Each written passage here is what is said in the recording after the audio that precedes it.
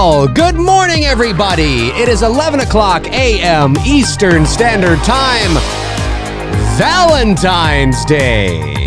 Friday, February the 14th, 2020. Valentine's Day. Happy Valentine's Day to all you fine folks out there that are going to be celebrating it. If not, who gives a fuck? Who gives a fuck?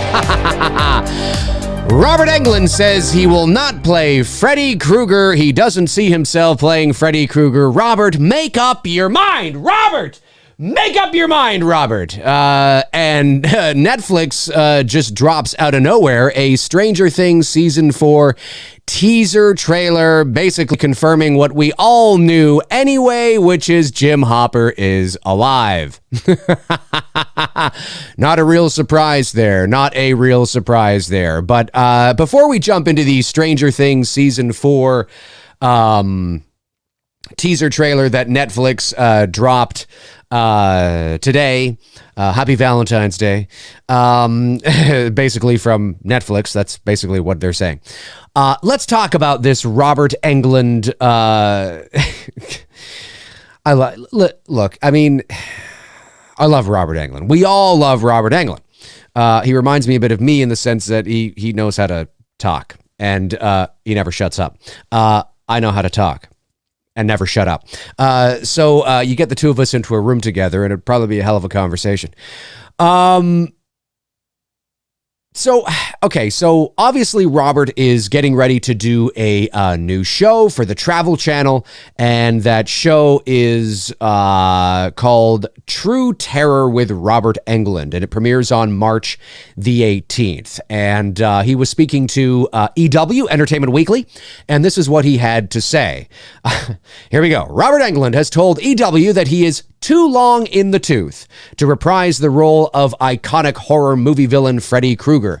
The actor originated the role of the dream-invading killer in 1984's A Nightmare on Elm Street, which was written and directed, of course, by Wes Craven. Englund reprised the role in 7 more movies, including 2003's Freddy vs. Jason, but was replaced by Jackie Earle Haley for the 2010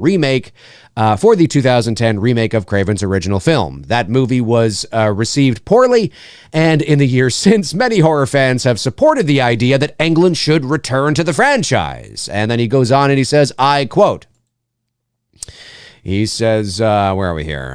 There we are. He says, I quote, I don't think I'll ever don the makeup again. The actor told EW, I'm a little too old for that. I'm a little too long in the tooth to play Freddy now. I think if I was doing it, it would be more like Freddy versus Viagra. Englund admitted he would be happy to play a smaller role if the franchise is rebooted. I know that the rights of A Nightmare on Elm Street have, and this is him again, quote, I know that the rights to A Nightmare on Elm Street have gone back to the Wes Craven family estate, said the actor.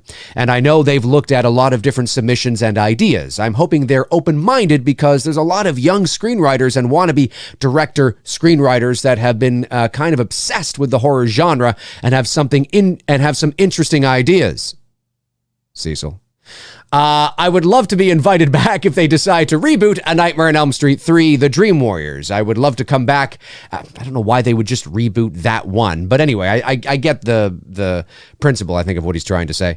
I would love to come back and maybe play the Dream Analyst, the character of Dr. Elizabeth Sims, played by Elizabeth Pointer in the original. The woman in the therapy sessions who doesn't believe that there can be such a thing as a collective nightmare that's common to a group of people. I think it would be fun for the fans, and it would be fun for me to play that part originally played by a woman and do a flip on that. I think there's kind of a tradition in the horror genre of cameos like that, so that would be fun for me. But I have no idea whether they're going to go on and create completely new stories, or whether they're going to go back and do prequels or origin stories or the Freddy Krueger myth or what have you. I don't know what they're up to, so I'm just waiting to hear. Fans will definitely be able to see the actor on his new Travel Channel show, True Terror with Robert Englund, which premieres on March the 18th. So there you have it. Robert Englund, of course, talking about how he really, at the end of the day, thinks he's too long in the tooth to play Freddy Krueger. And the question is he actually too long in the tooth to play Freddy Krueger? Yes. Yeah. Well, I mean, yes and no, right? Yes and no. Here's the thing. You got, look, first of all, I want to say that you can't really, and listen, I love Robert. We all love Robert, man. Robert, if you're watching, I love you, dude. We do, right? I mean, come on, there's always room for some Robert Englund. But Robert has known to flip-flop sort of a little bit when you get talking, when you do a lot of interviews, when you do a lot of press junkets, when you do a lot of conventions and cons, and you talk to all different types of people, because nowadays in the world of social media, you're not just talking, sorry, my headphones are a little off there. You're not just talking to the mainstream outlets or sort of maybe a few niche outlets like you were 25, 30 years ago. You are talking to sometimes just, I mean, dozens and dozens of, YouTube channels now, and people who consider themselves journalists. And, sorry, I'm a stickler for that because obviously I grew up in a media family, so I'm just kind of like, journalist, my ass. But anyway, the point I'm making is that you can find the same quote from Robert Englund, 3,800 times. And because he's talking to many different people, many different outlets, some big, some small, some you never have heard of, a podcast that, has, 4 subscribers that you're never going to see or hear, all the way up to, something like EW. I mean, it's insane, the spectrum of now of channels and people that actually are getting access to certain people. Now, it is really about accessibility. A smaller channel like myself would probably have a time. Excuse me, bit of a hiccup there. A smaller channel like myself would probably have a very difficult time, getting Tom Cruise on the show. But as actors age and as actors get older, many of the actors become more accessible. And depending on what they're doing, some retire, some are long retired, some are sort of still in the game, but, not, neck deep in the game. So it's all about accessibility, really, at the end of the day. And many of these actors who go to these conventions are very accessible. And so you see a lot of the same. The point I'm making is that you see a lot of interviews by these actors and actresses with many different outlets, some big, some small, and they're saying a lot. I mean, I've heard him say Freddy versus Viagra 6,721 times. He probably thought that was some insightful, witty new comment that he was saying that no one's ever heard before. And it's like, Robert, we've heard it 455,000 times because, the accessibility, all these channels and outlets and websites, and everybody's got access to these people now, and so it's kind of hard to figure out. I guess the point I'm making is it's hard to figure out what truth there is to what he's saying. Do I think he's too old to play Freddy? At the end of the day, yes, really. I mean, yes and no, but at the end of the day, yes, he's a little too old to play Freddy Krueger. Ideally, Freddy Krueger should probably be somebody in their, early to mid 40s. You might be able to push into their 50s. Kevin Bacon is also in his 60s, people. So let's just, Jesus, Kevin Bacon! It's like, fuck. Not that he couldn't do it, but it's just like, God, can we get off the Kevin Bacon boner for a minute here? So I think that, but then a year and a half or so ago, Robert was like, I think I have one more left in me. And I said to you guys, do you guys remember me saying this? I said to you guys, when that dropped, I said, let's find out a year from now. Let's see what Robert feels a year from now. I said this. Do you guys remember this? I said that when everybody was losing their shit. Oh my God, he's gonna do it. He's gonna do it. And I said, hang on. He's just done the Goldbergs. Okay, this is the role he's known for. He sat in the makeup chair. He put it on. He did a little tiny skit on the Goldbergs, which wasn't too, complicated. It wasn't too involved. It wouldn't have taken weeks and weeks to shoot. And it made him feel good. It made him feel good. It made him feel nostalgic, and it maybe made him, it may have given some delusions of grandeur. Maybe he could do more than what he really could do. I don't know, but he's, it made him feel good. And he's like, well, maybe, yeah, okay, well, this is kind of cool. But I said to you, when the dust settles and when the Goldberg episode is gone, and things have moved on, let's see how he feels a year from now. And voila. Exactly what I thought would happen. Now, if you give him a little taste of something again, does that mean he wouldn't change his mind again? No, of course. And that's sort of the problem, is that Robert has changed his mind a few times. So I really don't know what to believe. I don't know if this is a negotiating tactic. I don't know if it's him just saying, nah, I don't really want it. But, money.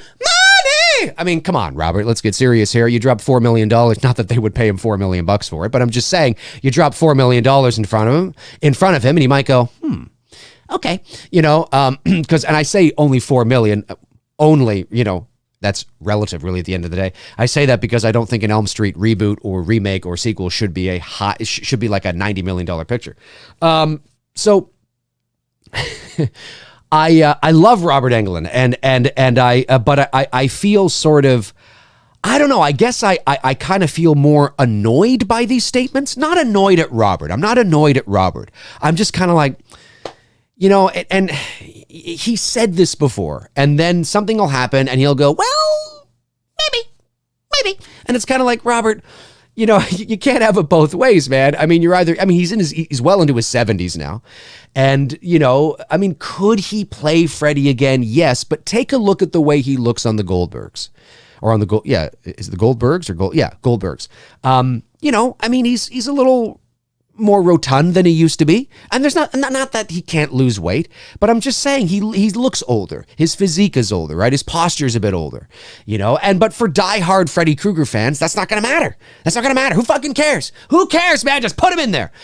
And I can't help but think that most of these people that think nobody else can play Freddy Krueger are just people that are just too emotionally attached to Robert Englund as Freddy. They're not thinking logically and objectively is he the only man that ever in the history of cinema forever, ever, and ever could ever play Freddy Krueger? And if you say, no one can. No one ever in the history of cinema ever again. There is no actor on the face of the planet. There is no actor that will never come along. There is no actor that could ever do it ever. And I just think you're a little naive and ignorant. With all due respect, because it's now I can understand that he will always be your Freddy and that you're like, oh yeah, totally. Like that's my Freddy. He'll always be my Freddy, man. Like Harrison Ford will always be my Indiana Jones, man, and Han Solo, right? Of course, because we grew up with them. It's like Sean Connery will always be somebody's Bond. That's usually the poster child of that example, right? Well, Sean Connery is always going to be but at the end of the day, there is somebody right now that can do justice to the character. And I've often said this before, and I'll say it again, and you know who agrees with me? Robert Englund. Robert Englund is a smart enough actor to know that, hey, I know that for a certain generation and maybe for a couple of generations, I will always be their Freddy. And maybe they'll be like, no, Robert's my Freddy. And that's fine. But there certainly is an actor that will come along and that probably exists right now, that is working right now, that can absolutely do justice to the character of Freddy. Not a Robert Englund impression, but make it their own. But when you look at that person, you go, that's Freddy Krueger. When you watch the performance, you go, that's Freddy Krueger. It's not Robert Englund's Freddy, but it's totally Freddy Krueger. And that's the most important thing. And listen, I love Robert to pieces, we all do, but I just feel sort of like, it just wouldn't surprise me if 6 months from now, he's doing another interview and he's like, well, I might have some more left in me. I might, maybe one more. And it's just kind of like, I don't know what to think anymore, so I'm trying to kind of almost remove Robert from the equation and be like, okay, is he too old?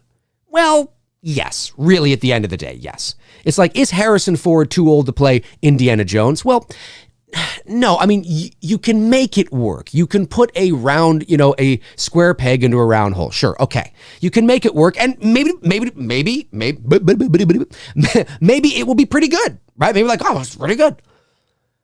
But realistically, is he too old? Yes. You want somebody at least probably 25, 30 years younger. So you could have more longevity also with a franchise, potentially. And as Cecil Laird of The Horror Show, my go-to Freddy Elm Street expert here, said a couple of weeks ago when I had him on the show, if you are going to bring back Robert as Freddy Krueger, okay, but then you better have an exit strategy, because Robert's not going to be doing 5-6 films. And then you got to, as you've heard me say, you have to think to yourself, well, if we bring back Robert, are we just doing one movie? What's the end game here, right? Because I'm telling you, and everybody and I don't want to speak for anybody in the chat room, but I'm telling you, you know as well as I do, you bring back Robert for one Freddy and you switch Freddys in the middle of a series, oh, what the fuck? You know it's going to happen. You know it's going to happen.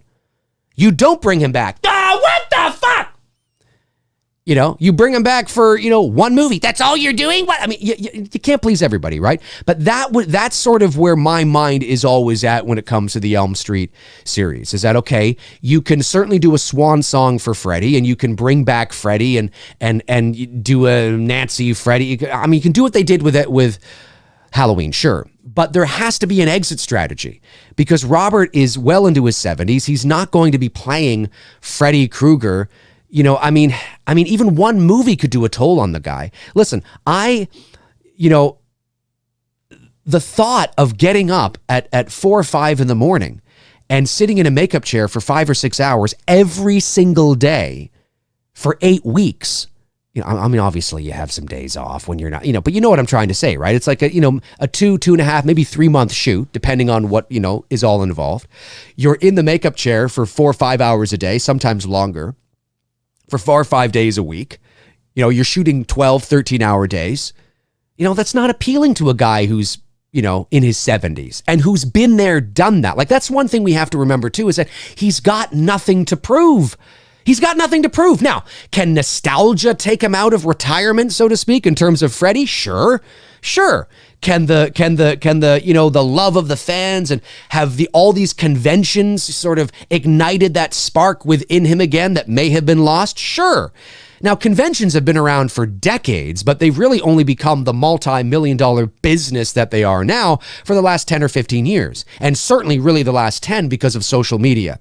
So, conventions are huge now, huge. And it gives actors, and I'm not saying Robert has retired as an actor, but it's given actors, especially character actors and actors that may have had a thriving career at one point, but have now maybe retired or taken a back seat, or their careers are just not what they once were. They go to these conventions and that spark can, well, I guess it can go one of two ways. It can be, the spark can be lit up, and the fire can be ignited again, within them, and be like, because they see the love, they feel the love, the nostalgia, they see the impact they've had on people's lives, and people having tattoos of themselves. It can make you really feel,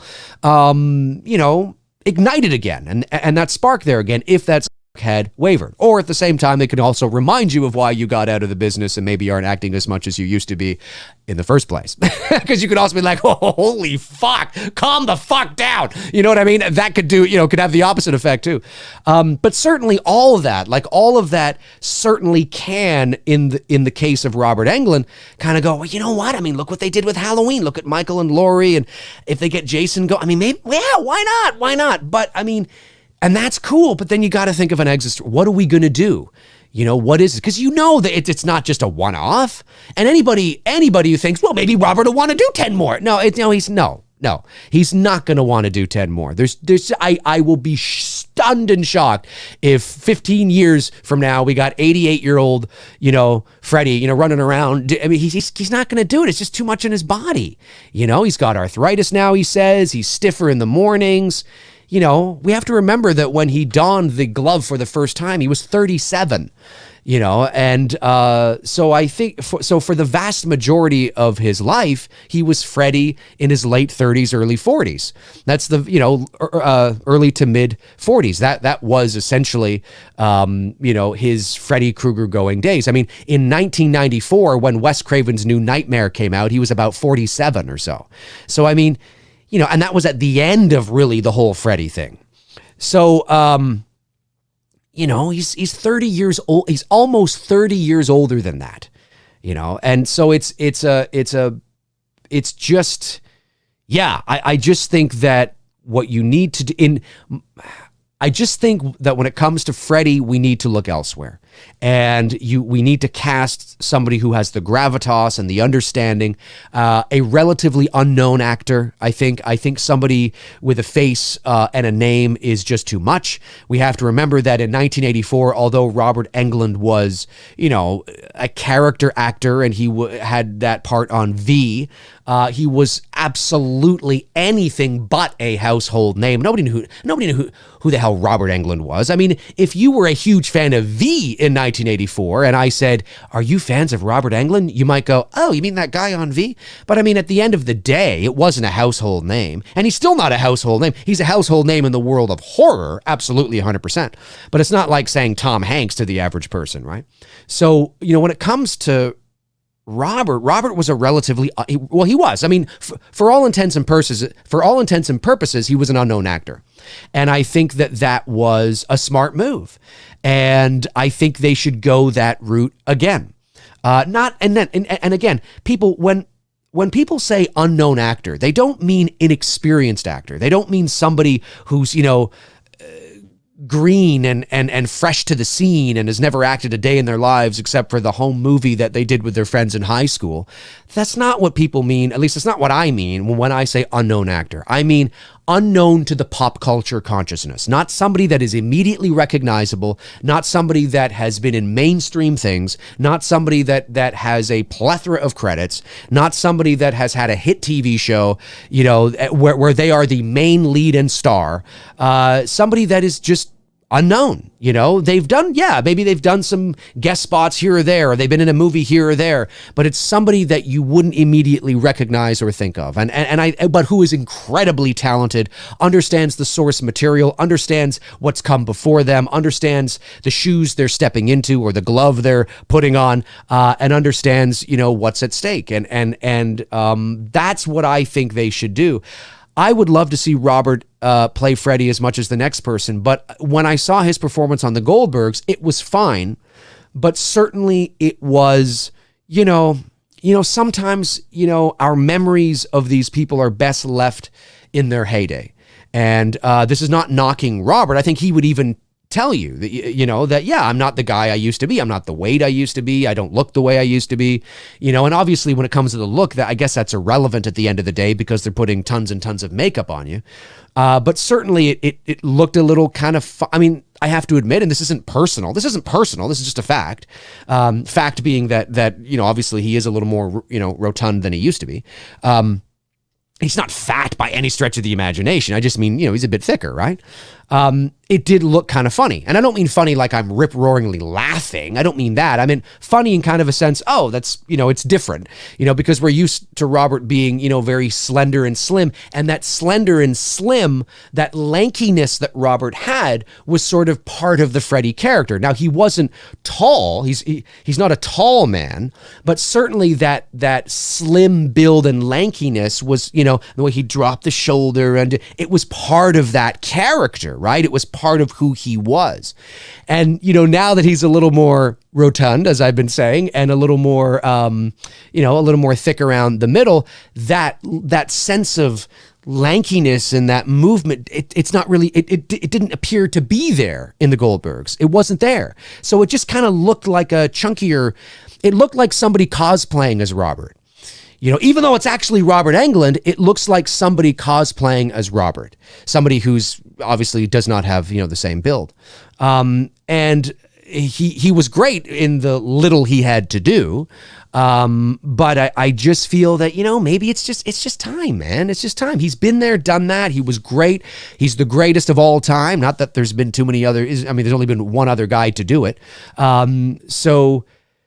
Yeah, and the idea of it's just funny.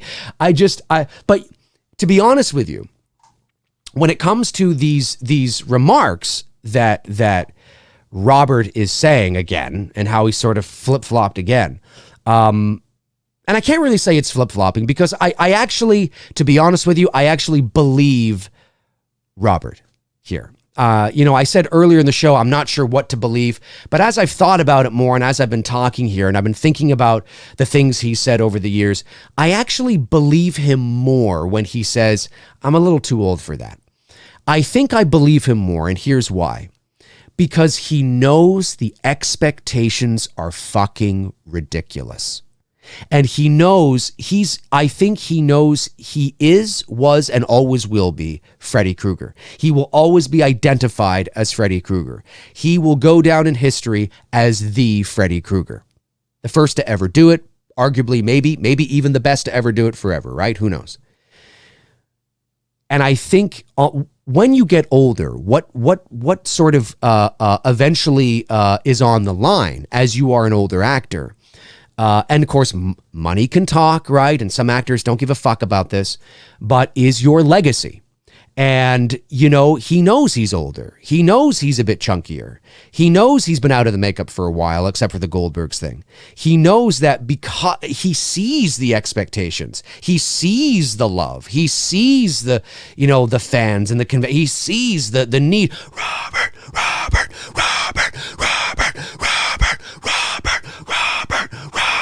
I mean, he sees this. And sometimes that can be like, yeah. And if this was 30 years ago, fuck, he'd do it like that. Now he might be thinking, fuck. The expectations might be like, you know what? Let me just bow out while I'm on top. Let somebody else take over. And you will always have those memories. It's like, listen, I'm not a WWE fan. I know some people think, because I'll often use, you know, or not often, every now and then I'll use like a reference. Like I'll use a, you know, well, like the other day I said something about Goldberg spear or something like that. And I got all these messages. People, did you watch it? Did you see that? It's just, no, it's because I'm 40 and I grew up at a time through Hogan and Andre and Austin and The Rock and Goldberg. I haven't watched a WWE show in probably about, 17 or 18 years. So I have no idea what the fuck is going on. I don't know about the characters or anything. But the point I'm making is it's almost like watching an older guy. I'm aware that Goldberg came back, right? And I'm aware of the botched sort of main event between him and The Undertaker and overseas. Remember that fucking thing? You know, sometimes it's like, you know, it's like, let's just let it go. You know, you can't, I mean, listen, I wouldn't want to meet Bill Goldberg in an alley and he could spear me and jackhammer me, no problem. If it was 30 years ago, 25, if it was 25 years ago, he would have gotten The Undertaker up, no problem, and jackhammered him, no problem, right? But he couldn't do it today. Why? Because he's fucking old.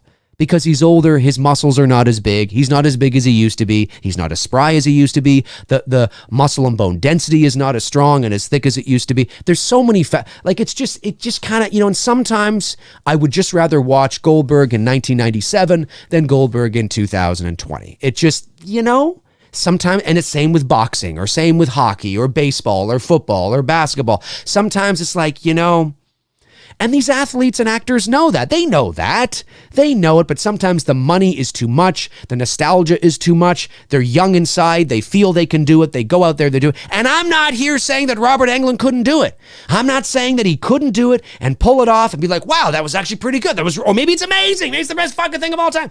I'm just simply saying that if he does do it, we got to understand that he's probably not going to want to do it again and again and again. So as Cecil Laird from The Horror Show said, if you bring back Robert, okay, but you're going to have to think of some sort of exit strategy, you know, because the dude's not going to be wanting to do this for, you know, film after film after film after film. So maybe it's in your best interest to just recast somebody else from the start, but not just willy-nilly. It's somebody who was like, whoa, yes.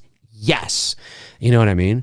So I actually, when he says, I think when he says that maybe he has one more left in him and that it would be fun and this, I think because he said that immediately after his thing on the Goldbergs, I think it had exactly what I said it was.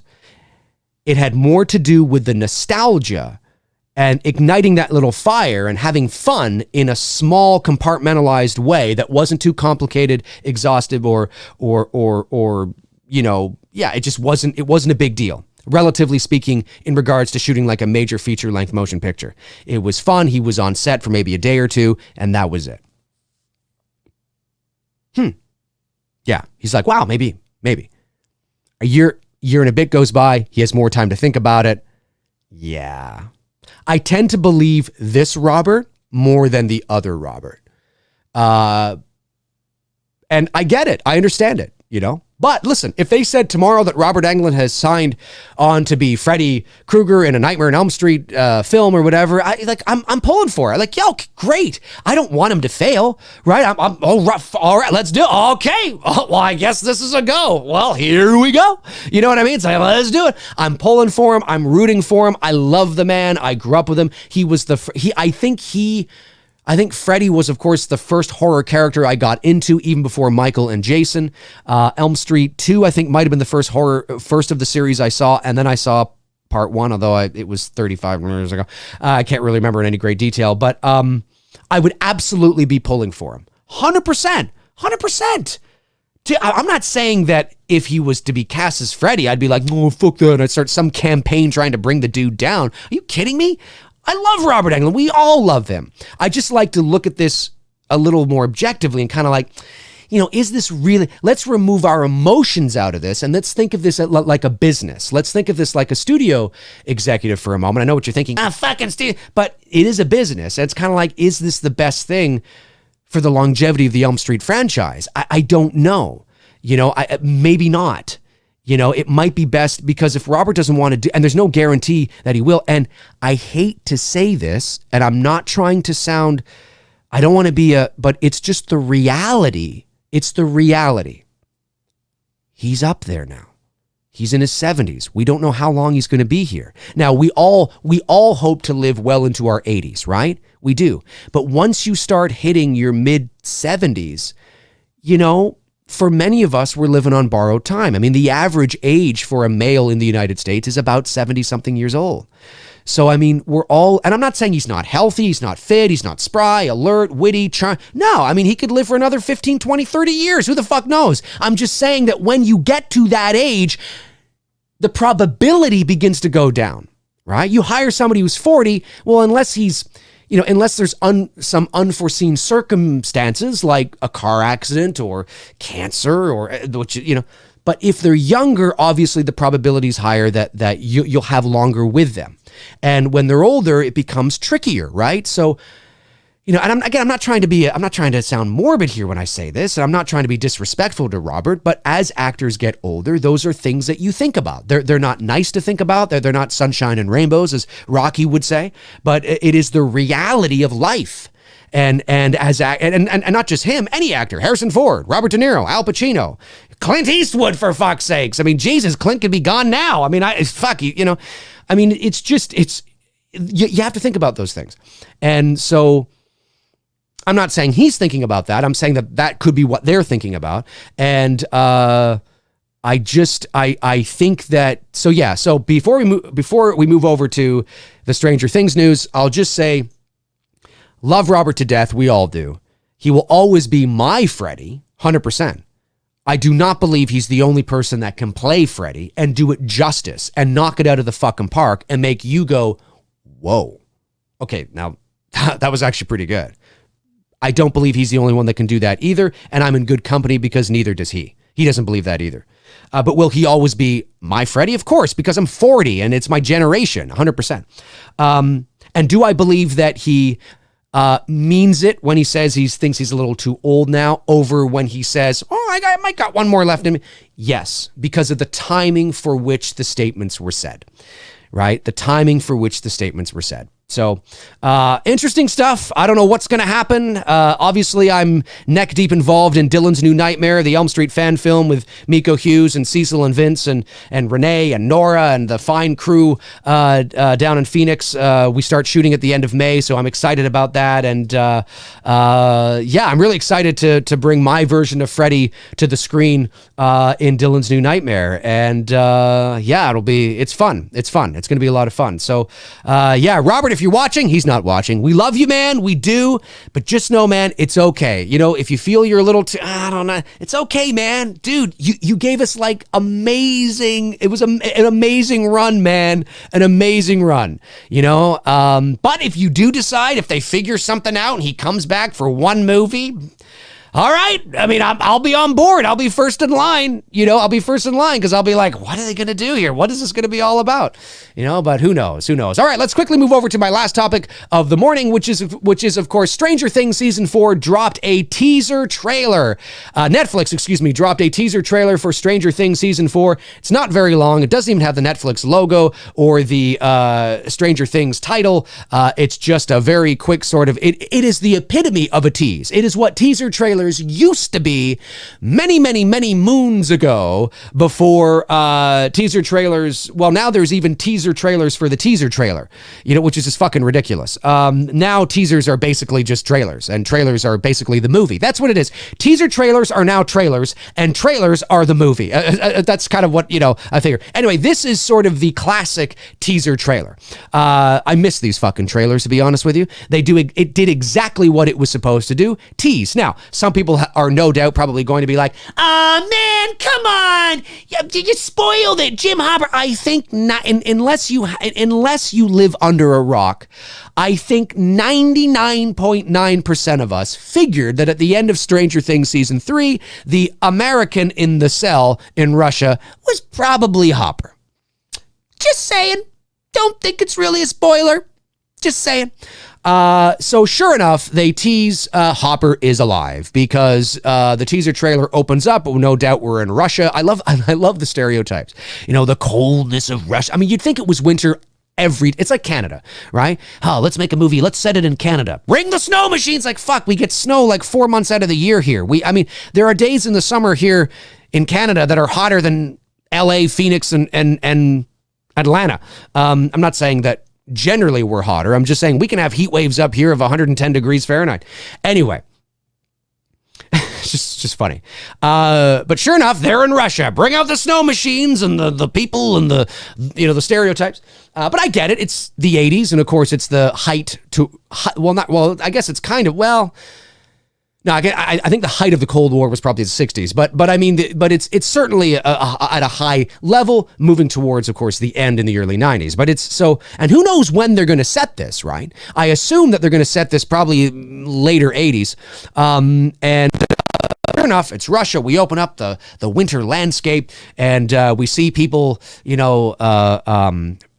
prisoners helping to build train tracks, and you hear this kind of this score and the wind. And the Russians up there with their guns watching over people. They didn't say anything. That's just my added theatrics there. Anyway, so either look, and the camera's moving along the tracks. It's dollying in. And we see this one guy hammering down the tracks. He lifts off his hood and he looks around like this, as if to get his breath. And it's Jim Hopper with a shaved head. It's like, and that's where the teaser ends. So, cool. Okay. I mean, obviously I didn't know that they had started production on season 4 of Stranger Things, but that might be because maybe I'm living under a rock when it comes to Stranger Things. I'm not sure. But nonetheless, yes, obviously season 4 of Stranger Things is well into production. Probably, maybe this fall. Maybe they might release it this fall. Entirely possible. This summer might be too early. I could see this fall. I'm hoping this year. I'm hoping it's not going to be next year. But anyway, so interesting. No surprise there. But I will say that there was a part of me, even though Jim Hopper actually, I think, is probably my favorite character in the show. One of them, anyway. One of them. Because I do like, I like Eleven too, and I like, Mike, and who doesn't, right? But I like Hopper because his sense of humor is kind of in line with mine. So I like if that character and I would totally hit it off, totally get along. But anyway, so when he died at the end of season 3, it was emotional, and I actually was okay with, I have to admit, there's a part of me that thinks they just should have gone with it. They should, and I get it. It would have been like, whoa. And he's one of the anchors of the show. But that's why it's so cool, and it makes the ending of season 3 and the letter that, Eleven was reading and the emotional sort of impact that it has on the show and what everybody's going through. It makes it that much more powerful. Is it a ballsy move? Sure, it's a ballsy move. Or what you do is you dangle the carrot even more. You don't show Hopper in a teaser, and you don't bring him back until maybe episode 5 of season 4. You know, like you bring him back sort of in the middle, so you really at least give some breathing room and allow the audience to think, wow, maybe he really is dead. You know, and then you sort of allude to the fact that the American might actually be somebody else. You know, and so the audience has this time to like, wow, holy shit, like they actually did do it, you know, and then you bring him back in a real, you know, opportunistic time that's like, whoa, holy fuck, you know what I mean? That would have been kind of cool. I have to admit, to show him in the teaser trailer, it doesn't really spoil anything because, I mean, we figured he was going to be back anyway. But what it does for me is it kind of makes me go, oh, it makes me think he's going to be back right away. Like maybe this is the first episode. Maybe that's the first fucking scene. I mean, who knows, right? And I'm kind of like, you know, fuck these, you know, Marvel does it. They fake kill people all the time. There's a lot of fake killing, you know, and I just wish that sometimes there'd be some real killing. I mean, not real killing, but real killing of characters. Because, you know, if you fake kill all the time, then nothing means anything. Then the stakes are not really high. Then when you see characters in situations where they could lose their life, you as an audience member, you as a viewer don't really feel anything because you know that if that person were to die, the probability is astronomically high and through the roof, especially when it's a main character and not somebody who's expendable like Bob. You know what I mean? That they're going to be back.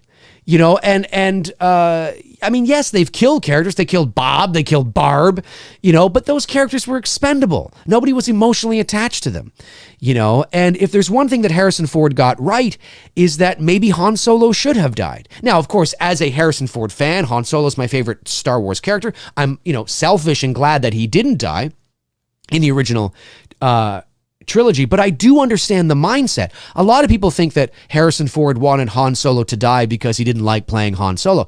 That's not the case at all. That couldn't be further from the truth. He said that the type of character that Han Solo was, the type of how he was written, his purpose was served. And because he was beloved and loved, it may add some bottom and some weight if he was to sacrifice himself for the greater good and actually die. It's like, whoa, that means something. That's powerful. It gives some gravitas and some weight and some bottom to the story. It's emotional. It's impactful. You know what I mean? That's really why. It's not because he hated Han Solo. I mean, it's like, all right, I'll play Han Solo as long as you want me to play him, but I just want you to know that I think this might be, you know, and he was probably right. If he had died in Return of the Jedi, wow, holy shit, sacrificing himself to save Leia or the rebellion, like something, right? Like just, whoa, you know? Selfish Dave is glad he didn't. But I also totally understand why he died in The Force Awakens. So when it comes to certain characters like Jim Hopper, it's kind of like he sacrificed himself to save the world and save, is it Joan? What the fuck is her name? Winona Ryder's character. Joyce, excuse me. Joyce. He sacrificed himself to save not only the world, not only everybody, but Joyce. You know, and the way that they're looking at each other, that means something, you know? And now he's back. I know it's just a series. I know it's TV. I know you want to bring people back.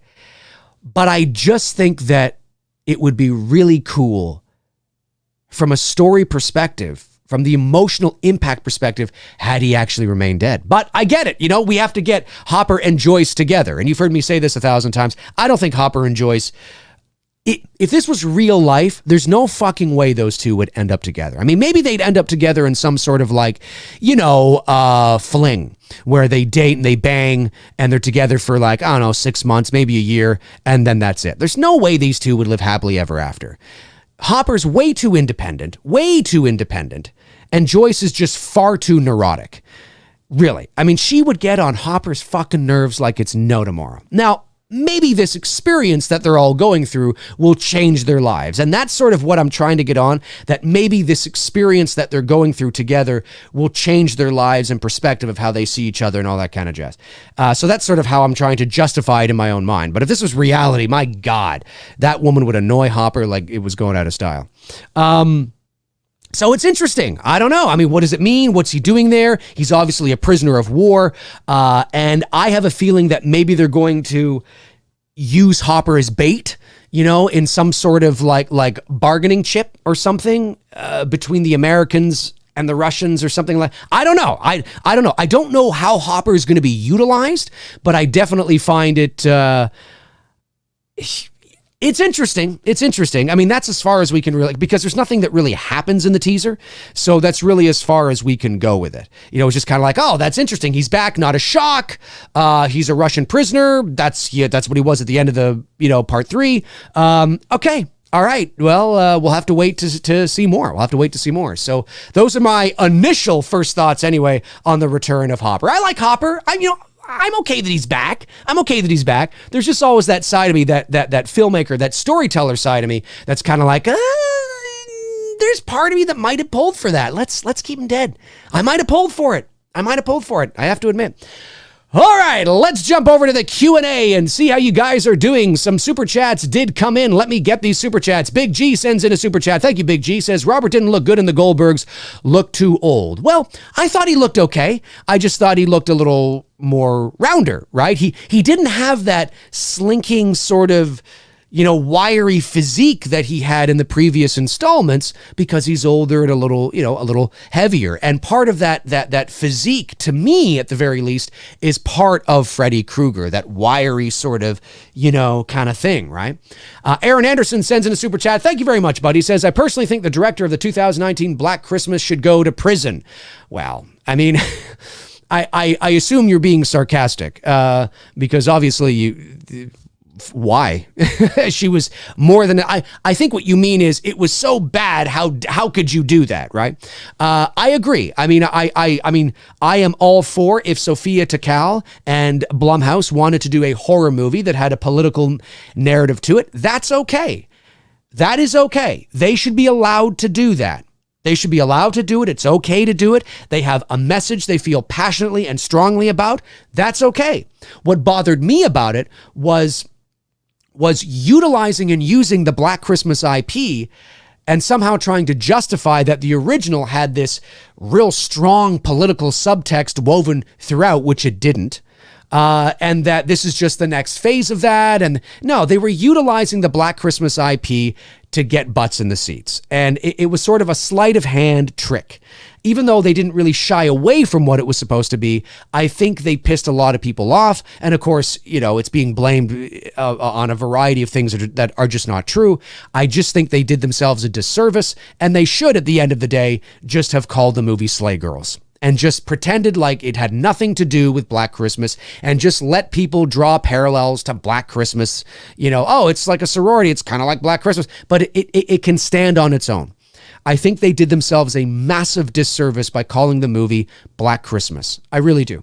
Intel Wild says, Dave, I really enjoy McRae Live during the week. Awesome, man. Thank you so much. And thank you for supporting the channel. Lost Boys says, it sends a super chat, says, on Tuesday, Knives Out, Jumanji, and Parasite made more money at the box office than The Rise of Skywalker. Does that mean people are bored of Star Wars? Well, no, it means that Parasite and Knives Out were also nominated for Academy Awards in categories of significance in terms of Best Picture, Best Director, Best Screenplay, Original Screenplay. No, I don't think that means that at all. I think you have to understand that The Rise of Skywalker is a niche sort of appeal. Right. And so there's a niche sort of appeal to The Rise of Skywalker. So most science fiction films are and certainly science fiction, science fantasy adventure films are going to have a window of a window where they make money and then they start to kind of dip down. The Rise of Skywalker, by any measure, is a financial success. It's made over $1 billion at the box office. It is, by any measure, a gigantic financial success. But it didn't make as as much as it doesn't matter.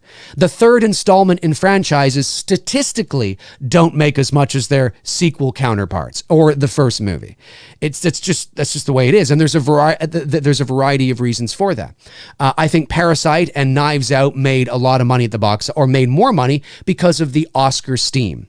Had The Rise of Skywalker been nominated for Best Picture or Best Screenplay or Best Director or something that the average person cares more about, you probably would have seen a spike in The Rise of Skywalker this weekend. Unfortunately, special effects and best score don't get asses in the seats.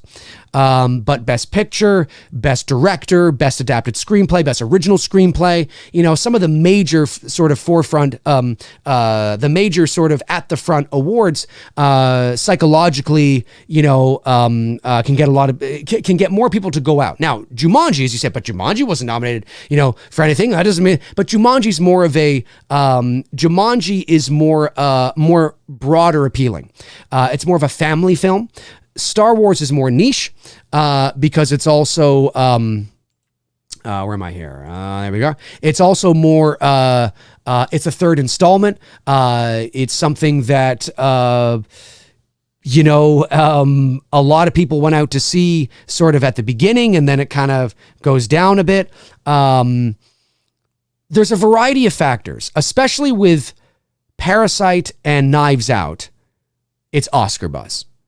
For something like Jumanji, The Rise of Skywalker was making more than Jumanji for probably about 6 to 8 weeks. And then it dipped back down and Jumanji started to come back up a bit. Jumanji has more of a broader appeal. It's not as niche-y as Star Wars. So that's why. And you got The Rock in there. You got Kevin Hart in there. You got Danny DeVito in there. You got Jack Black in there. You know what I mean? It has more of a broader family comedy appeal. Right. So anytime, you deal with a Star Wars movie, especially the third installment in the franchise, and because of the sort of the climate that the franchise is in, it's about on par. I'm not surprised by that at all. Not surprised by that at all. But I don't think it has anything to do with people are bored with Star Wars. I think it's just more to do with, and you also have to look at the screens as well. Pay close attention. Now, I don't know this off the top of my head, but go and look at how many screens each of these movies are playing in as well. Now, I have no doubt that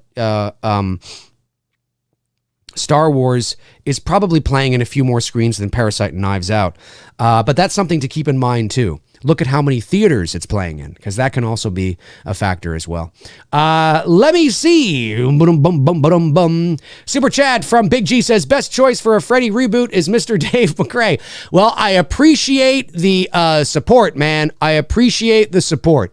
You rock. I appreciate the support. Michael Martinez sends in a super chat of just $20. Thank you very much, buddy. Really appreciate the support, man. Really appreciate it. Kay Davis says, hey, Dave, I think they should get Robert to do a pass the torch type of moment and then move forward with a new actor playing Freddy's son and picking up where Freddy left off. What do you think?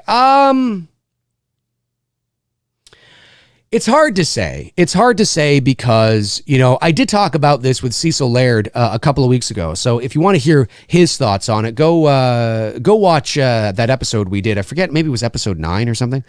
I forget what episode it was, but Cecil's face is on the thumbnail. I'm open to listening to all sorts of ideas. The problem you run into is that, again, Freddy Krueger, whether it's Robert or somebody else, is the brand of the franchise. And it would be very hard to convince fans because not only do you have to convince fans, now, it's two things. Forget about convincing fans that Robert should come back. Now you have to convince fans that Freddy should come back. And Freddy's passing it to his son. He had a son we didn't know about. We know he had a daughter from A Nightmare on Elm Street, part 6. Freddy's dead. What a fucking dog shit that was. I think really at the end of the day, the best way to do it would be to maybe have Freddy come back Robert Englund come back, excuse me. Play Freddy.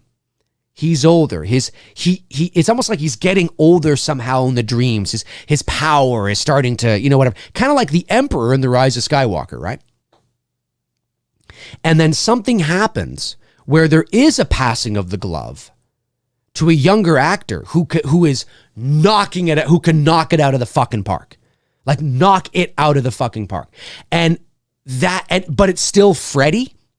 It's still supposed to be the exact same Freddy, but it's almost like he's rejuvenating himself into a younger version, but he looks a bit different. So it's a new era of Freddy, but it's still Freddy with a different actor. That's kind of interesting to me. It's not passing the glove to somebody who isn't Freddy. It's not passing the glove to a woman, although that's interesting, but it's not doing that. It's not passing the glove. It's literally supposed to be the same Freddy, but he's younger. He's rejuvenated, right? That's interesting. But it's an actor. But of course he looks a bit different. He sounds a bit different because it's a different version. It's a new incarnation, but it's the same evil, spirit or, whatever, right? That's interesting to me. And Cecil and I talked a bit about that on that episode. That is more appealing to me than Freddy passing the torch literally to his son or to some guy he just happens to, groom for half a movie and just, no, you'll take it. It's kind of like, I think he should become younger. You know what I mean? It's like, but he's different. It's like, whoa, what the fuck? Pretty cool, man. Frank Reicher sends in a super chat. As I get older, I learned how to appreciate everyone behind the camera who gets paid less than others. That's why I stay till the end of the credits. Very cool, man. Very cool. I will often stay till the end of the credits too, and it has nothing to do with a post-credit scene. I was doing that. I actually was doing that in the mid-90s when I would go to the movies with my buddy Bruce. We often would stay until the end credits because we loved looking at all the names and all the different departments in the art department and the, and craft services and second unit, third unit sometimes, and just everybody that made it a reality. And back then, of course, not that post-credit scenes didn't exist. There's sometimes they happen, but they weren't like they are today. And so once the credits were done, it was just done. And more often than not, Bruce and I were the last two in the theater. And we would just sit there and the cleaning crew would often come in like halfway through the credits and be like, oh, there's still two people in here, and they'd be like, sweeping the other kind of, aisles and things like that where we're just, sitting there. We really liked it. I don't do it as much anymore. It depends on who I'm with. It depends on who I'm going to the movies with, right? If you're going to the movies with a bunch of people that don't care about that, as soon as the credits hit, they kind of want to leave and you're kind of like, well, I gotta go, right? I can't be that guy, but if I'm with my buddy Bruce, very often we will sit and watch the entire thing. So that's the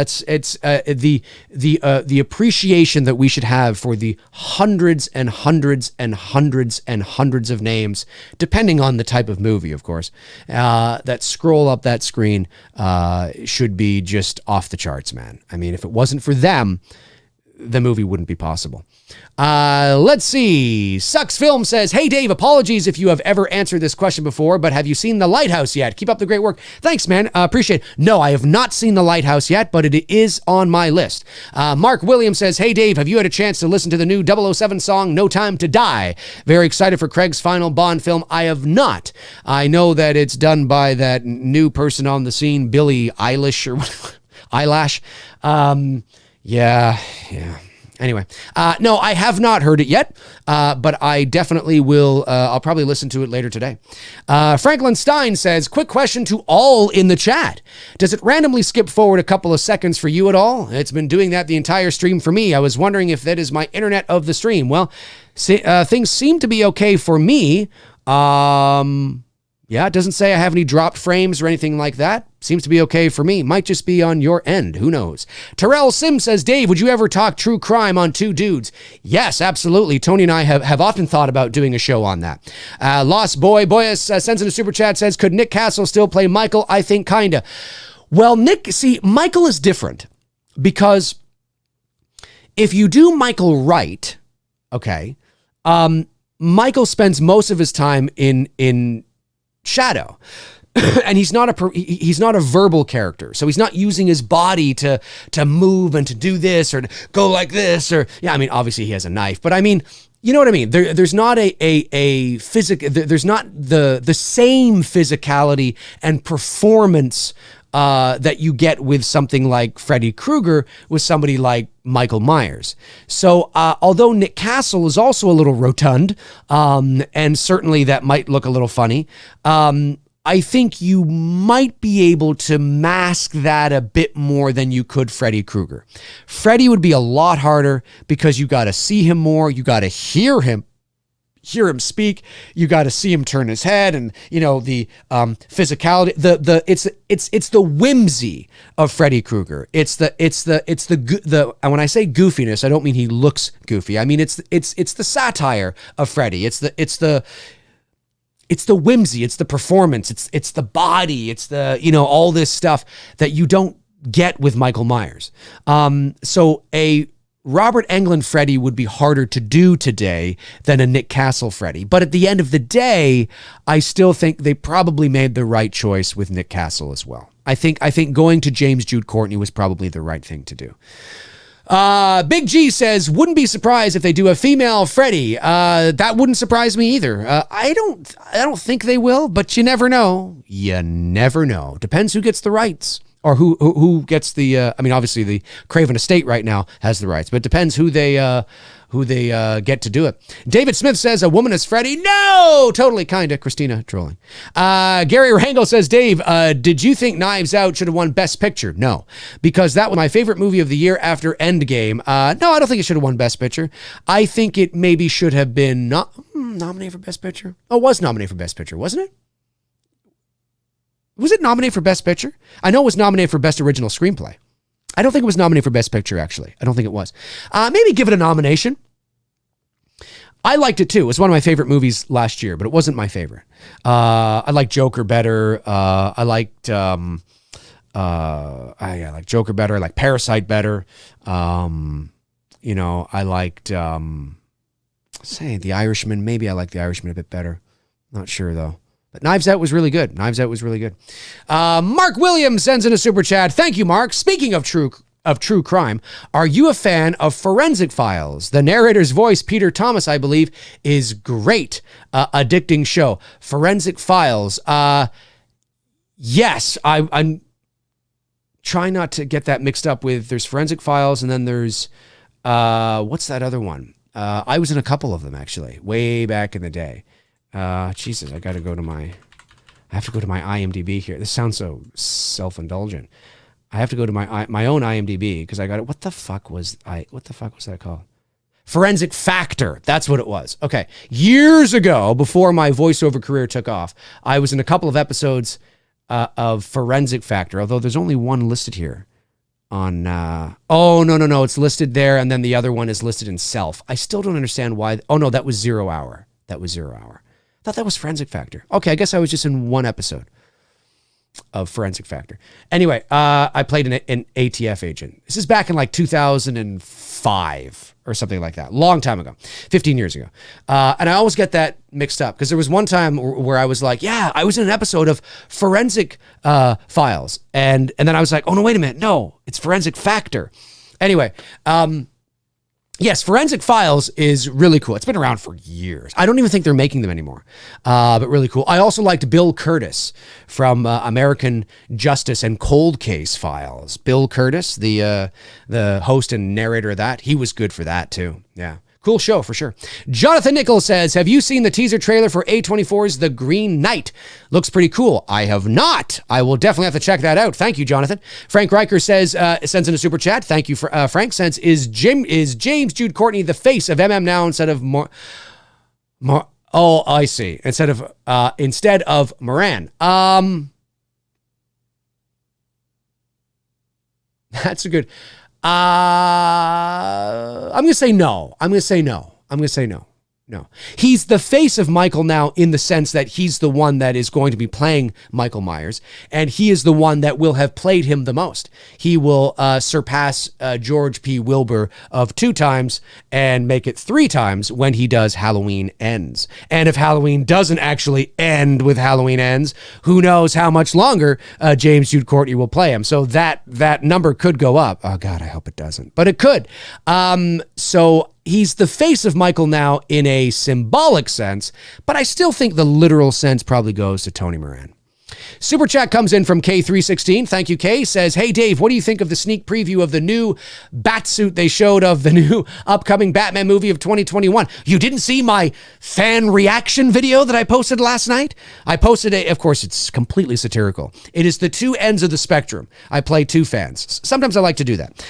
What did I think? Well, again, I'm not emotionally invested in the superhero genre. So I saw the thing and I was like, looks cool to me. But that's about it. I'm like, hey, looks cool.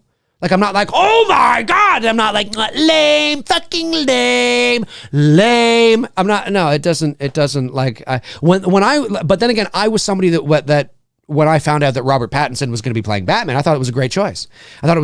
Because only those who have never seen anything Robert Pattinson has done outside of Twilight. And to be fair, he hasn't done a lot of mainstream stuff. Most of the stuff he's done is independent, under the radar kind of shit. Okay, to be fair. But really, the only people that were saying, oh, I wonder if he's going to sparkle, lame, the Twilight, are people that just have never seen him in movies like Good Time, or The Lighthouse, right? Or, whatever the case is. Of course, The Lighthouse hadn't come out yet when that news dropped, but he is an incredibly talented actor. And so when I knew or when it was announced that he was going to be the new Batman, I was like, oh, okay. All right, cool. Yeah, I dig it. So, but I'm not emotionally attached. I'm not invested. I don't have a dog in the race. So when I saw the new Batsuit, I wasn't either of the fans that you saw me portray in my little satirical video. I just sort of kind of like, cool. All right, cool. Like, I'm like, yeah, it looks cool to me. It looks cool to me, but I mean, I have to see, I got to see the execution. I got to see the movie. I got to see how it looks moving through the space. I got to see, how certain light falls, his performance. I got to see him straight on instead of a profile shot. I got to see his ass. I don't mean his ass and how tight it looks, although there's always room for that, I guess. But I'm just talking about everything. How he looks from head to toe, and, how the cape flows in the wind, and how he leaps off of a building, and how he jumps into something, or how he punches. What's his combat like? And there's so many different things that you got to see that play into that. So on first look, I was like, well, it's cool to me. But then again, I may not know those tiny nuances and details that the sweaty, hardcore superhero fans might be like, it sucks, and this is why. And it's like, okay, well, I guess it sucks. I don't know. Frank Riker sends in a super chat, says, could you see Freddy in another look-alike, could you see Freddy in another look-alike bandages around his face like Darkman, or is his look too iconic? No, I think his look is too iconic. I think because then I think there would be comparisons to Darkman, and even I think that no, his look is too iconic because it's not really Freddy then. I mean, you might be able to utilize something like that when there's a passing of the glove in some sort of sense, maybe, but you would it would have to be the iconic look of Freddy Krueger, even if it's evolved and grown, has to be revealed at some point, for sure. I think you got to do it.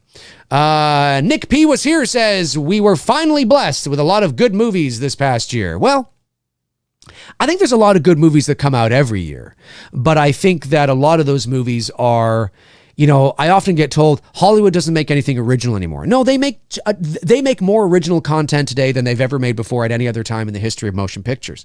The problem is that it's that you don't go to see it. Is that what is dominating the pop culture consciousness and dominating the entertainment industry are movies like Avengers and superhero films and Star Wars films and things of that nature.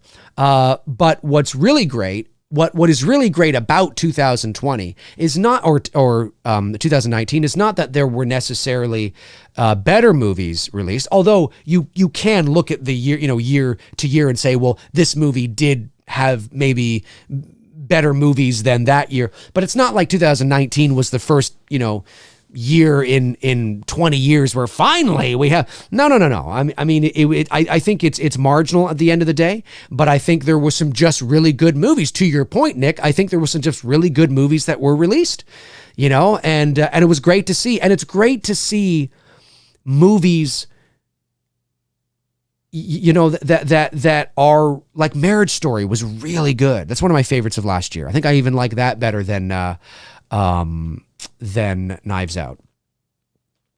But I love Knives Out. I mean, Knives Out, Marriage Story, Parasite, Joker, The Irishman, Peanut Butter Falcon, Jojo Rabbit. I mean, there was so many good movies, and it's good to see. It's good to see. It's good to see. But those more original, independent, sometimes not independent, films. They don't enter the pop culture lexicon. They're not making millions and millions of dollars at the box office. And so they don't get the same screen time, no pun intended. Josh McGrath says, Dave, Dave, tell me why you firmly, completely believe why Michael is at a top of horror and why he is the best. Well, why I believe Michael is top. Well, it depends on what you mean. I think Michael is probably the coolest. I'm going to actually speak objectively here. Well, it's subjectively, but it's a general consensus. I think the reason why the character of Michael Myers, one of the main reasons why the character of Michael is so beloved is because of the foundation that he was built on, right? I can't overstate how important this is.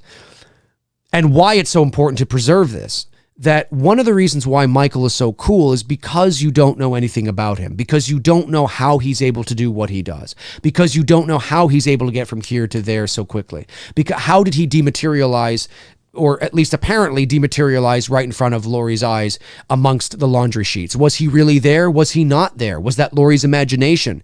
How did he, because Laurie didn't blink. She didn't, look away at all. She just was looking, and then all of a sudden how does he do those things? How is he stealth like that? How did he survive 6 shots, but yet he's human? What, all those things encompass the mystique and the mystery of Michael Myers. The problem with that is that the further you go on, the likelihood that is to be opened up and explained and sort of done away with, which is unfortunate.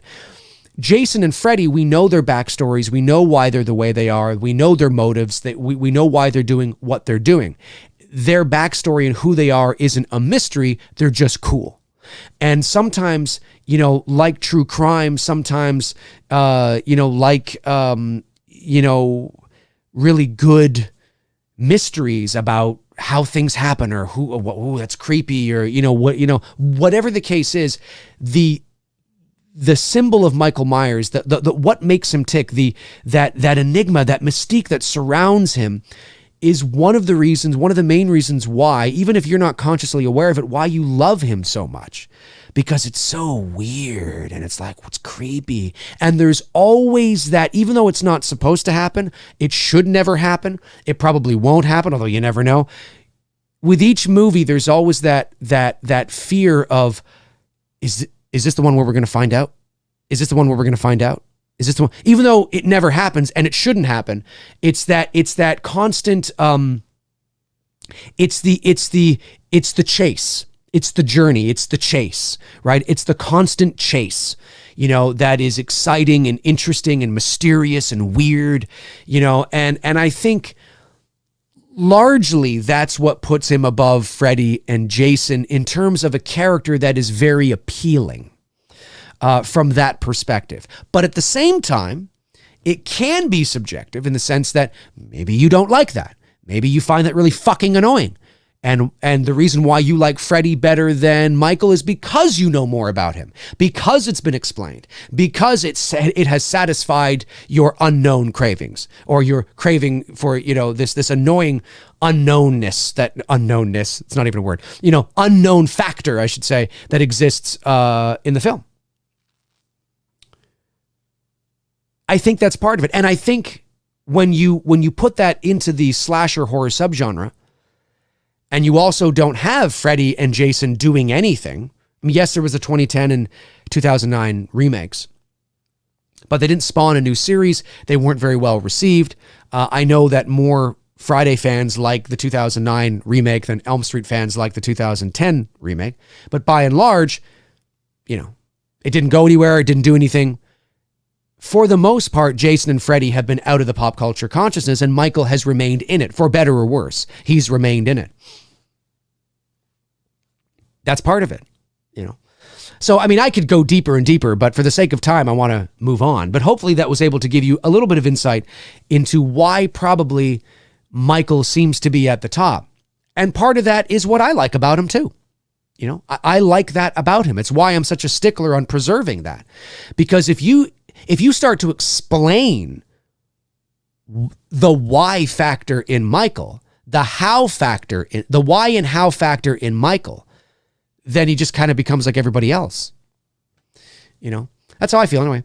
Let me see. Super chat comes in from Frank Riker. Generous one. Thank you, Frank. Really appreciate that. Says, got another Halloween Ends ending for you, Dave. Michael is exorcised by Tommy Doyle.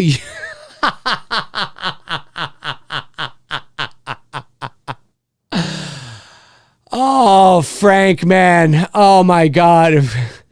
Feel forgiveness becomes the Uber driver with no... You know what, Frank? Everybody, read Frank's super chat there. It's not a bad idea. It's not. Hey, listen. If they were doing sequels to Halloween Resurrection, I totally would be okay with that. You would be, yeah, because why the fuck not? I mean, it's such a fucking shit show right now.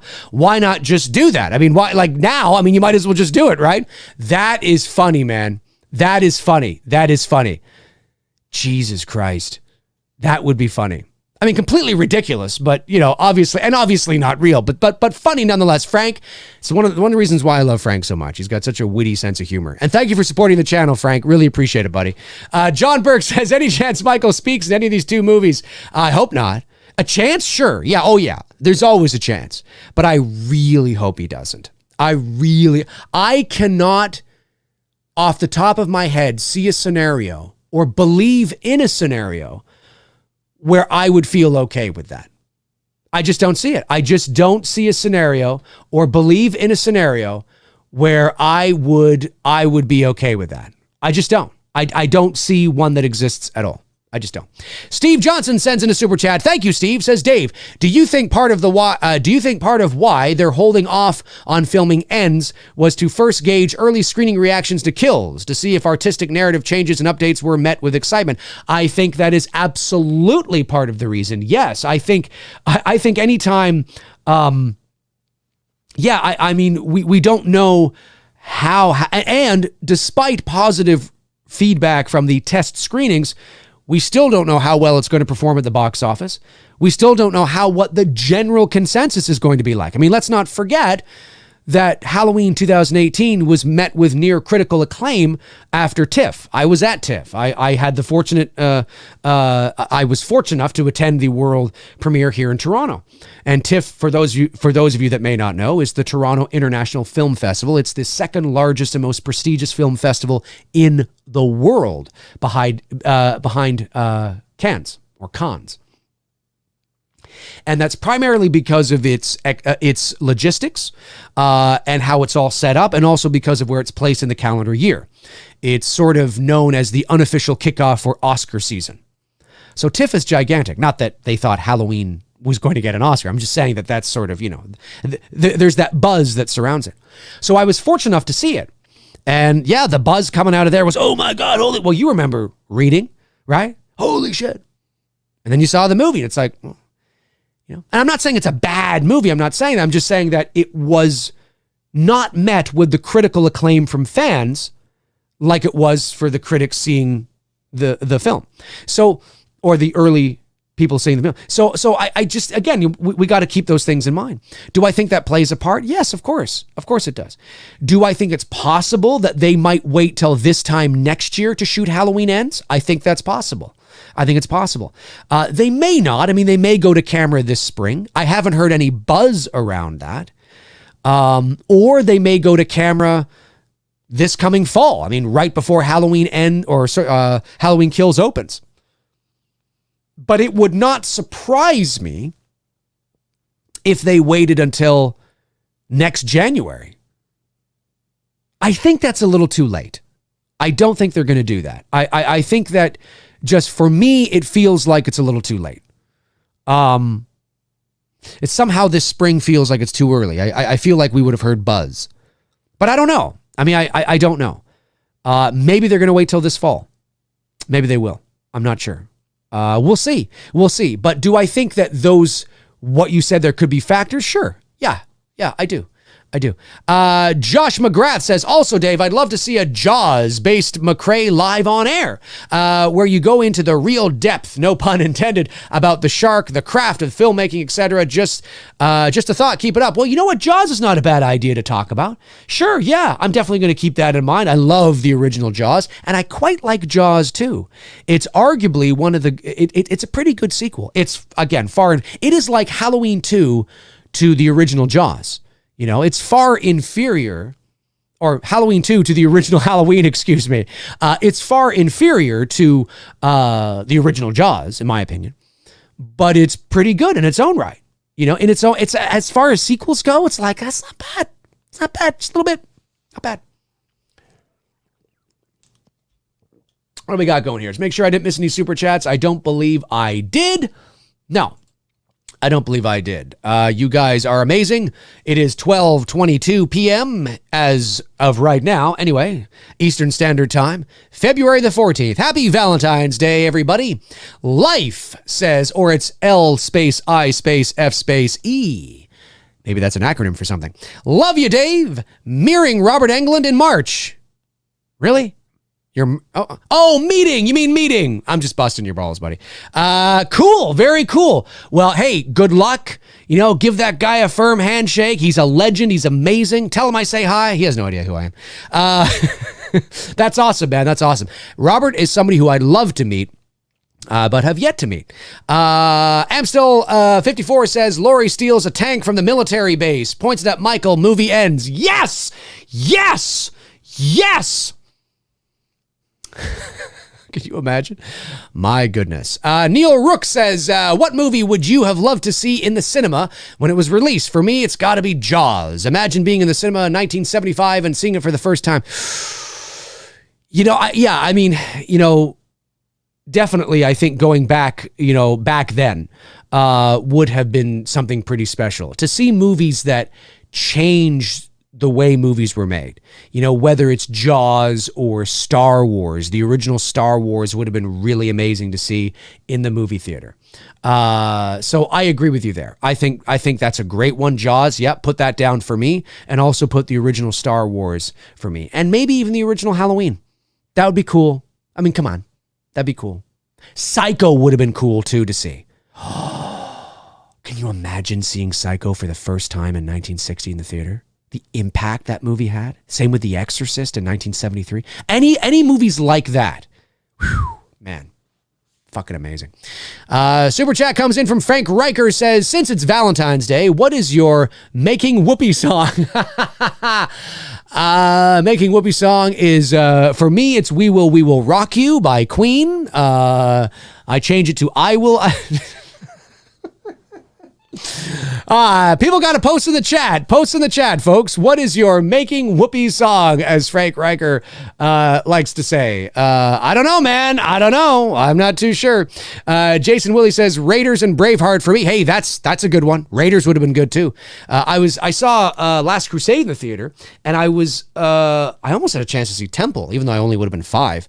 But nonetheless, Of course, I probably wouldn't have remembered much. Lauren Downing says, had to be in a meeting. I missed a lot. We'll have to watch once video is posted. Missed you guys yesterday, but Wyatt came through surgery like a champ. He's at home. Awesome. Okay, that's great to hear, Lauren. So happy that he made it through and that everything is okay. That is great to hear. Thank you for sharing the update. I really appreciate that. Awesome stuff. We're pulling for him. Zigo RZ Skate 45 says, I have an idea for Two Dudes and Some Bullshit. Would you be able to put a ticking timer counting up in the corner of the stream when you guys are watching a movie, so those of us who join late would know where you're at? You know, that's not a bad idea. That is something I will explore. I can't guarantee that's going to be something for this next coming episode, but you know what? Let me explore it and we will figure it out. Not a bad idea. I'll talk to Tony about that and see if that is something that we can do, because it's not a bad idea. Let me see here. David Smith says, Halloween for me with respect to first timers. Yes, Halloween definitely is got to be up there. I mean, that's just amazing. Nick P was here, says Temple of Doom was the best movie I ever saw in the theater. T2 and Jurassic Park for the first time were also incredible. Yeah, I saw Jurassic Park in the theater. Did not get a chance to see T2 in the theater. Saw Home Alone in the theater, although that was kind of fun. What else? Saw Gremlins at the drive-in for the first time. Saw Back to the Future for the very first time when it was first released at the drive-in. I got to see Back to the Future and Gremlins at the drive-in, so that was pretty cool. I mean, I was young, but still old enough to kind of, remember it and remember the experience. So that's cool. Life sends in a super chat and just saying, woohoo, yippee! Yay! That's what he's saying, folks. Thank you for supporting the channel, buddy. Really appreciate you doing that. Smith's Grove says, Freddy versus Jason in the theater was awesome. I'm glad you think so, because I'm not a big fan. I did not rush out to see that in the theater, but I'm glad you liked it, because at the end of the day, that is the most important thing. Aaron Click says, this isn't an oldie, but Interstellar in the theater was mind-blowing. I didn't mind it. I found Interstellar, I liked the concept. Nolan's a terrific filmmaker, of course. The visuals were fantastic. I found it a little too rushed. I, for some reason, wanted a little more nuance and breathing room. It just felt like they got to space too quickly. I don't know. I just felt like it was like, I don't know. I wanted to live in the mystique a bit more, and it just felt a little too... I would have actually... I found the characters flat. Now, that's just me. I'm not saying that you did or you thought that. I remember that originally Steven Spielberg was attached to that movie. And I would have loved to have seen a Spielberg Interstellar. I think he would have done better with the characters. I think the characters would have had more emotion, more heart. And I know there's that scene of Matthew McConaughey crying as he's looking at his daughter. I get it. I'm not saying it was void of all emotion, but it just felt a little flat for me. And I think it needed more of that heart and grit from a Spielberg. But whether Spielberg would have been able to deliver on the other juicy stuff that Nolan did, who knows? I mean, it's Spielberg after all. Chances are probably. I would have loved to have seen a Spielberg Interstellar. That would have been fucking interesting to me. And I like Interstellar. I do like it. It just felt a little rushed for me. Yeah. Felt a little rushed. Okay, super chat comes in from Anthony T that says they should have shot most of HNs at the same time with reshoots later, because when they go back to shoot, any photo leaks will ruin kills. If any characters we see, we will know survive kills. Well, it's the reality, isn't it? It's the reality, folks. Yes, that is probably likely to happen. But at the same time, shooting back to back, there's logistical issues in that. There's also scheduling. You have to make sure that everybody is scheduled. That may have been the original intent, but Universal thought, hang on a sec, let's hold this for a moment and let's see how well this does. Or at the very least, like somebody said earlier, let's see how the test screenings go. Let's see what the general sort of consensus is to this. And maybe they'll go to camera in the spring. I don't know. I have no idea. Maybe it'll be the summer. I mean, that would be weird, but I don't know. But I get your point. But that risk, you run that risk with everything. I mean, there were leaks. I mean, let's not forget that people consider the Lonnie Elam Michael flashback behind the scenes set photos massive spoilers. Massive spoilers. I mean, you're going to, whether you knew who survived or not at the end of the day, I still think there's that risk, if you know what I mean. But I get your point. Let me see here. Justin Simison says, yeah, am I saying that? Yeah. Simison? Simison? I've seen that said two different ways, so that's why I want to make sure. Thought Halloween Ends was starting filming last month. No, Halloween Ends has not begun filming, as far as I know. Anyway, hey, Bob, has Halloween Ends started filming? I don't know. I don't know what's going on. Dan Curley says, how do you think of Uncut Gems? And well, I've yet to see Uncut Gems, but I want to see it definitely. I hear it's pretty good, and I'm all for seeing Adam Sandler in a role like that. Simonson. Okay, that's what I thought. That's what I thought. Because I've seen it actually pronounced Simonson and Simison. No idea. And that's why I'm like, oh, hang on a sec here. Because I would naturally say Simonson, but I've heard people go, no, it's Simison. It's like, Simison? What are you talking about? Because you know how some people have names, like you say, oh, that's Rebecca. Clearly. And then like, it's Rebecca. And you're like, okay. You know what I mean? Some people are like that, so I just wanted to make sure. Okay, cool. Tabitha Short says, just listening. Tabitha! Great to see Tabitha in here, of course. Great supporter of the channel. Great patron of mine. Frank Riker says, Who Framed Roger Rabbit was awesome in the theater. I didn't see Who Framed Roger Rabbit in the... Oh, there you are. You're up there. I didn't see Who Framed Roger Rabbit in the theater, but you're right. It was definitely awesome. 100%. I could not agree. John Burke says, who has the last say when it comes to the ending, Blumhouse or Universal? That would probably be... Well, Universal is the distributor. So they are the company that is essentially distributing all the movies across, the movie in 3,500, 4,000 theaters. They are essentially taking care of that.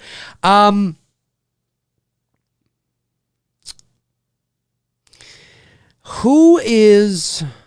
Blumhouse definitely has a say in that. But Universal may have last say.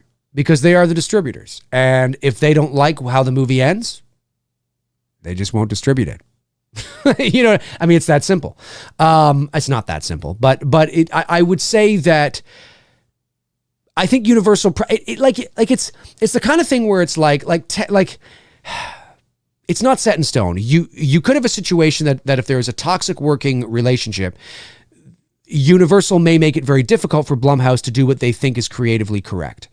But at the same time, if you have a really good working relationship, Universal may just be like, yeah, we put trust in you, and if that's what it is, that's what it is. But I would say Universal probably has the ultimate last say. If they wanted to be dicks, they could. I don't think they're going to be dicks. It would have to be catastrophic in order for Universal to say, hey, if you want us to distribute this movie, wait a minute here. We got to figure this out. Like, we're not going to distribute. No, we don't. You know what I mean? So ultimately would be Universal, but I imagine Blumhouse has a pretty good working relationship with them. So I think there's probably, something that there's a certain level of trust, there. Super chat from Steve Johnson says, what's your single most prized Halloween-related possession memorabilia? A mask? A hat? The kick-ass jacket that you're writing into your will to me? Yes, ladies and gentlemen, just so you know, this jacket here goes to Steve Johnson, ladies and gentlemen. Steve Johnson. But I, of course, am hoping to live at least another 40 years, so you have a long way to wait. Let me see. My most prized possession when it comes to Halloween, well, probably, I mean, really at the end of the day, it probably is one of the masks there. I mean, all three of those masks are great. You know, I don't know. I mean, I have Erwin Yablon's book from Erwin himself signed to me. I have a photo of Nick Castle as the Shape, personally signed to me out in the hall. It says, to Dave, the voice man, Nick Castle, the Shape, which is really great. The jacket, of course, here is really cool. I don't know if I have one specific thing. I mean, I think the masks are probably... They're probably the most valuable, and probably at the end of the day would be the first things I pick up if there was a massive fire, because it's hard to get those. You know, they're all independent masks. Like, none of those masks are from Trick or Treat Studios, so they're independent mask makers, mask guys. You know, it's the detail in them is phenomenal. They are. I mean, you could probably sell those off for $500-600 a pop. So I mean, there's probably about $1,800-2,000 just sitting right there with the masks. So that's probably the most valuable. And yeah, I don't know. I mean, my face said the single most prized. Yeah, I'm not sure. You know, I got a bunch of stuff, so I like it all. You know, I like it all. But definitely the masks certainly are pretty cool, and I certainly wouldn't want anything to happen to them. The jacket and the hat and the are easily replaced, and less expensive to replace. So, it depends, but certainly I think I'd go with the masks probably. Let me see. The Manhammer AR-15 says, Sir Dave, how do you feel about Wilford Brimley recast as Loomis? Isn't Wilford Brimley dead?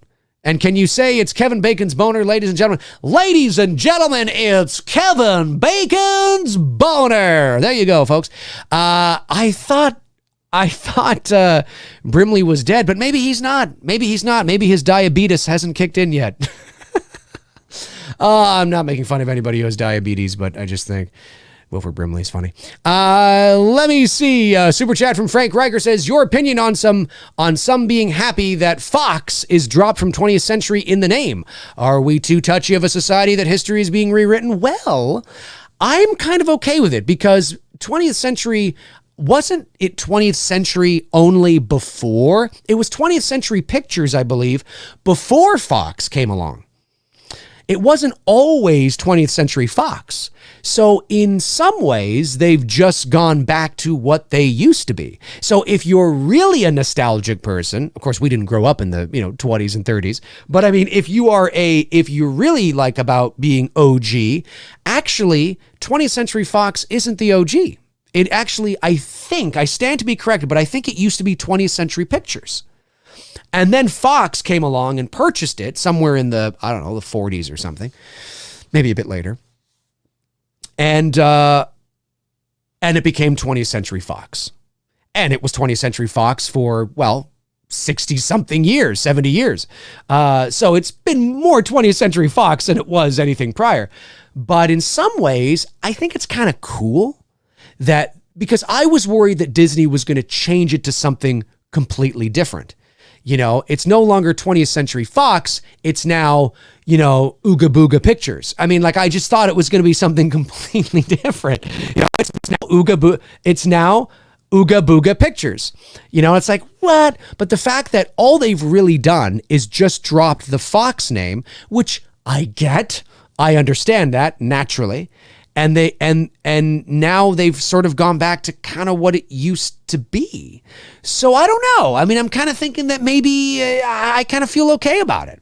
We'll see. I mean, I saw the first, there's a new movie that's coming out with Will Ferrell and Julia Louis-Dreyfus. And I believe 20th Century Pictures was the studio. And I think I'm going to be okay. And I think we're all going to be, because it's still honoring the tradition of the real OG of where it all started. And I think that's kind of classy and cool. So I'm kind of okay about it. Josh McGrath says, Dave, who's more iconic, Sarah Connor or Ripley? More iconic. That's a tough one, man. That's a real tough one. Who's more iconic? I guess it would have to be, I guess it would be, how are we, what's the measuring stick for iconic?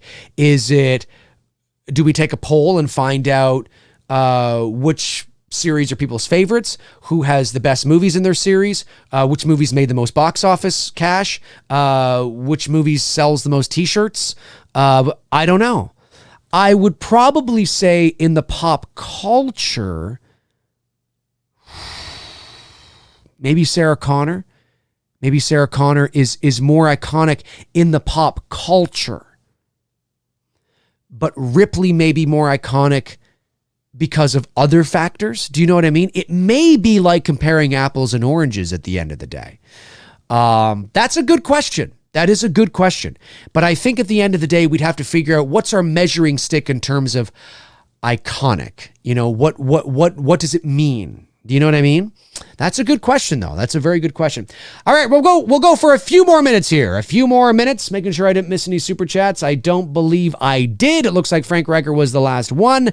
Awesome stuff. Okay, a few more minutes here on episode 18 of McRae Live. So let's see here. Aaron White says apples are better.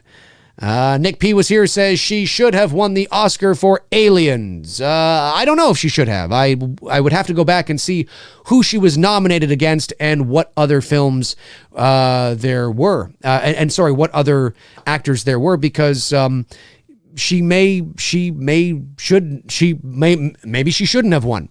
Or been nominated. So I'd have to go back and find out. Dan Curley says, Dave, what do you think of Knives Out? Loved it. Thought it was fantastic. Robert Hernandez says, Dave, what is your favorite Freddy kill? Tina from the original Elm Street. It's unfucking believable. Life says, have a nice weekend, Dave. Peace. You too, buddy. Franklin Stein says, why isn't the show called McRae Today? Because I'm live. It's called McRae Live because when I actually do the show, I'm live when I do it. The Boogeyman says, Dave, do you think they should do a reboot to Halloween 4? Like remake just Halloween 4? No, I don't think so. No, why? I think if anything, you should make a sequel to Halloween 4. And I don't think you should do that either, but I wouldn't remake Halloween 4. Cody Snyder says, that's spooky. That's spooky, man. That's spooky. Scrolling, making sure I didn't miss anything here. I don't think I did. David Ferguson says, just got back home from my work. Glad I caught the tail end of the chat. Nice to see you, David. David's a great supporter of the channel, great patron as well. Always great to see David Ferguson in here when he has time. Let me see here. John Burke says, Usual Suspects. Yeah, I thought that was okay film. You know what? I didn't like that movie as much as everybody else did, but I thought it was okay. I thought it was all right. I think I got to watch it again. Danita Brown says, tomorrow is my birthday. Can I get a happy birthday in your Freddy voice? Okay. Let me see. Take a swig of water here. Hey, Danita. Tomorrow's your birthday. Welcome to prime time, bitch. Ha! There you go. The Manhammer AR-15 says, Sir Dave, have you seen the 96 movie Primal Fear with Sir Richard Gere? Yes, years ago. I have not seen it in decades, but I did see it a long time ago. Christina Dover says, last Saturday the 8th was my birthday. Well, happy birthday to you as well. Amazing. Now everybody's going to go, well, my birthday. Hey, my birthday's in October. I'm just kidding with you guys. Johnny T says, hey Dave, in your opinion, is there any right way to do a Halloween prequel? Yes. Don't do one. But seriously, is there Sure, I'm sure there are ideas and stories that can be tossed around, that can be thrown in there, that certainly that would be better than something else. I think there is probably always an idea that can be the area of least resistance, right? So it's kind of like, well, that's probably your best option out of these options. But I don't know if there really is a perfect option. Because in order to do a prequel, the reason why you're going back is you're going back to explain things. And Michael is built on the foundation of the unexplainable. So to go back and do a prequel with like Michael and, the sanitarium or, it's like, I don't know, man. I don't know. I just wouldn't do it. Chris Baber sends in a super chat and says, great shit show. Have a great non-STDV day. Chris, my man, always room for some Chris Baber hilarity. I love that. That's funny. Boston Kennedy says, did you see the Michael versus Jason fan film? I didn't see all of it, but I did see bits and pieces of it. I thought it was very good. Very well done. Oliver Mercer says, how about Walton Goggins as Freddy Krueger or a brother to Freddy as the new killer? I would have to, I'm not familiar with who Walton Goggins is. So I would have to take a look on who he is and sort of, see who he is. So I'm not entirely sure. All right, folks, that is going to do it for me here on episode 18 of McRae Live. I want to thank you all for tuning in and sending in those super chats and supporting the channel in the ways that you guys do. I really appreciate it. Thank you so much. And of course, all of you for tuning in and sharing your love of film and ideas here on the show. I really appreciate it. I want you guys to have a great weekend. Have a spectacular Valentine's Day, whatever it is you're doing. And maybe you're doing nothing. Maybe you're just like, whatever. Well, then have a great time doing nothing. There ain't nothing wrong with doing nothing. And of course, I will be back on Monday. I may have a one-off video between now and then. You never know. But I will definitely be back on Monday night on episode 50. God, I always forget. 57 or whatever we are up now to Two Dudes and Some Bullshit, where Tony and I will be watching Joker. Make sure to tune into that Monday night at 7 o'clock p.m. Eastern Standard Time right here on this YouTube channel. And so that will do it for me. In the meantime and in between time, I will talk to you guys soon. Alrighty. Cheers.